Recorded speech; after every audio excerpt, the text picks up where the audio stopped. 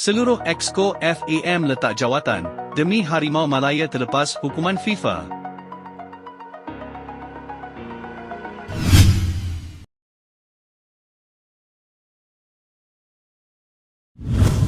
Pemangku Presiden FAM Datuk Wira Yusof Mahadi mendedahkan Exco badan induk tersebut akan melepaskan jawatan demi elak penggantungan FIFA.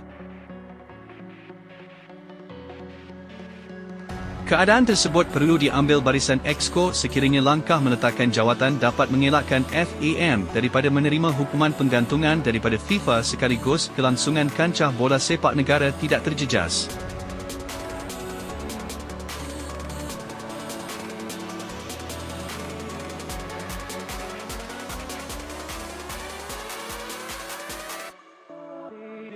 Hari ini kita memanggil semua Exco untuk membincangkan hala tuju FAM dan ia tentu sekali berkaitan kenyataan Setiausaha Agong AFC Datuk Windsor mengenai penggantungan FAM.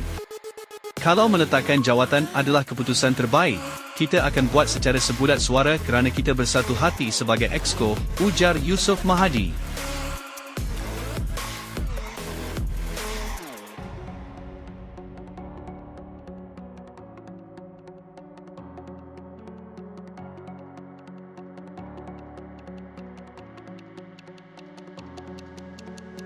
Beberapa hari lalu Windsor mengeluarkan kenyataan yang mengatakan sekiranya persatuan itu digantung, kesemua pasukan melibatkan pasukan kebangsaan dan kelab dari Malaysia tidak dibenarkan untuk beraksi di luar negara.